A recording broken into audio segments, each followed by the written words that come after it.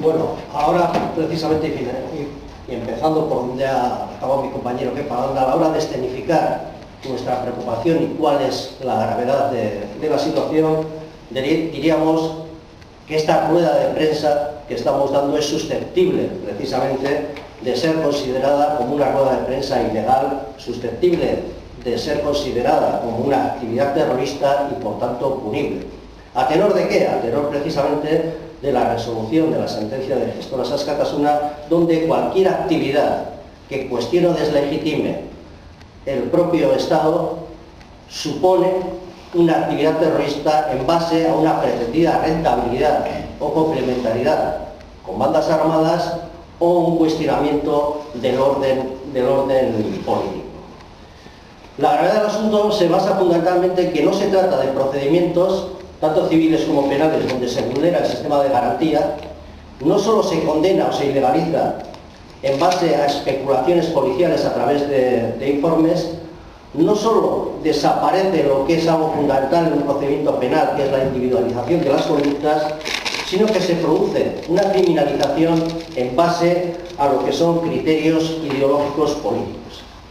Efectivamente, en base a una interpretación y una pretendida afinidad, complementariedad o rentabilidad que cuestiona el orden político instalado, se pretende una criminalización, una ilegalización de diferentes actividades y organizaciones. Desaparece, y ese es el salto cualitativo que se produce en estas resoluciones judiciales, toda relación directa o supeditación a cualquier banda armada, y se ilegaliza o se criminaliza y se condena en base, uno, criterios o afinidades ideológicas exclusivamente. Es curioso que uno de los elementos precisamente para condenar en el sumario del Gestoras Askatasuna es la consideración que hacen los miembros de estas organizaciones de la concepción de represaliados políticos vascos. Vas a decir que precisamente la propia sentencia, cuando posteriormente habla de que se está cuestionando el orden político, le da ese carácter precisamente que trata de evitar. Segundo criterio de penalización es criterios políticos, es decir, el cuestionamiento o la no aceptación del orden establecido. Y fundamentalmente, y es lo que nos preocupa también de manera especial, son los criterios de impunidad en la actuación del propio Estado, que realiza el propio Estado a través de estas sentencias. Configura un Estado policial donde cualquier denuncia de vulneración de derechos es susceptible de considerarse precisamente una actividad o terrorista o de consideración de integración en banda armada. Es curioso, la sentencia habla de compromisos y subraya la palabra compromisos con la denuncia de vulneración de derechos como susceptible de fundamentar una sentencia condenatoria. El resultado de estas resoluciones judiciales es una criminalización de toda dinámica social, popular, política que cuestione la actividad del propio Estado o que plantee precisamente las críticas a su propia configuración. Es precisamente en este marco donde se va a situar estas sentencias. Y estas sentencias vienen a dar la razón a algo que los imputados en el sumario Gestoras y Askatasuna establecían al comienzo de la vista oral, que las sentencias están predeterminadas, que hay un impulso político y que el papel del Poder Judicial es un papel fundamentalmente político y de dependencia, donde la separación de poderes no existe en este marco, y que se produce y legitima una vulneración de derechos y negación precisamente de un marco de libertades en Euskal Herria y, por tanto, precisamente sitúa el fundamento de la existencia del propio conflicto. La gravedad de estas resoluciones